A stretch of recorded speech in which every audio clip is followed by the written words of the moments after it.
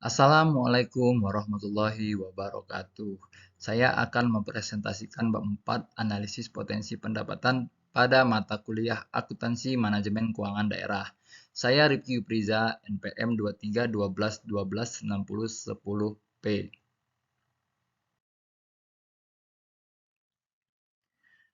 Yang pertama, pendahuluan. Analisis potensi pendapatan adalah untuk mengetahui peluang besarnya perolehan pendapatan optimal yang direalisasikan. Potensi pendapatan tidak harus direalisasikan seluruhnya dalam 1 tahun anggaran, tetapi bisa bertahap hingga beberapa tahun anggaran. Pencapaian seluruh potensi pendapatan juga membutuhkan biaya pengumpulan pendapatan yang lebih besar dan hal ini tentunya perlu pertimbangan kemampuan keuangan yang ada.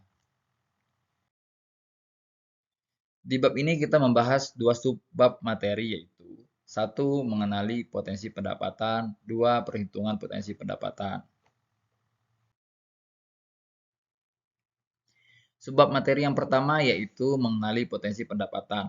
Potensi adalah sesuatu yang sebenarnya sudah ada, hanya belum didapat atau diperoleh di tangan. Untuk mendapatkannya atau memperolehnya diperlukan upaya-upaya tertentu. Potensi pendapatan suatu daerah dengan daerah yang lain berbeda-beda, disebabkan oleh faktor demografi, ekonomi, sosiologi, budaya, geomorfologi, dan lingkungan yang berbeda-beda.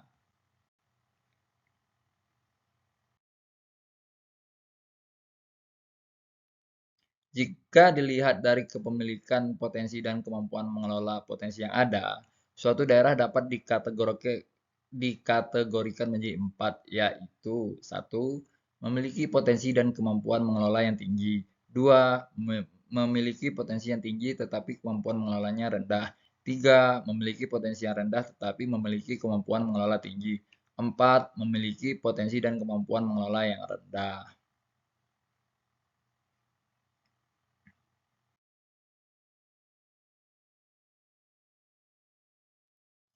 Pemetaan potensi pendapatan. Sumber-sumber utama pendapatan suatu daerah secara umum dapat dilihat dari data pendapatan domestik regional bruto, disingkat PDRB, yang dapat dirinci ke masing-masing sektor.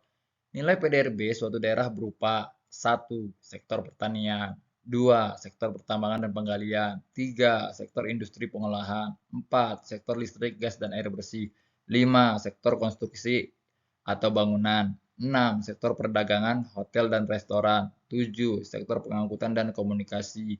8. Sektor keuangan, persewaan dan jasa perusahaan. 9. Jasa-jasa pemerintah dan swasta.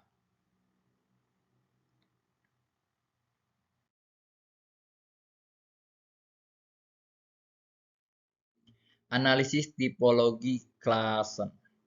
Analisis tipologi klasen merupakan teknik pengelompokan suatu sektor dengan melihat pertumbuhan dan kontribusi sektor tertentu terhadap total PDRB suatu daerah.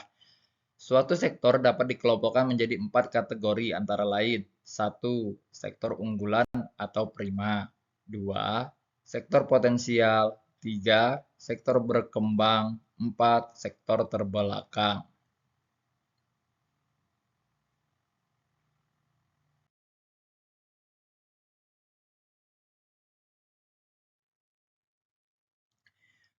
Subbab materi yang terakhir yaitu perhitungan potensi pendapatan. Analisis tipologi klasen bermanfaat untuk mengidentifikasi peta potensi ekonomi secara makro, tetapi tidak menunjukkan jumlah real potensi yang ada.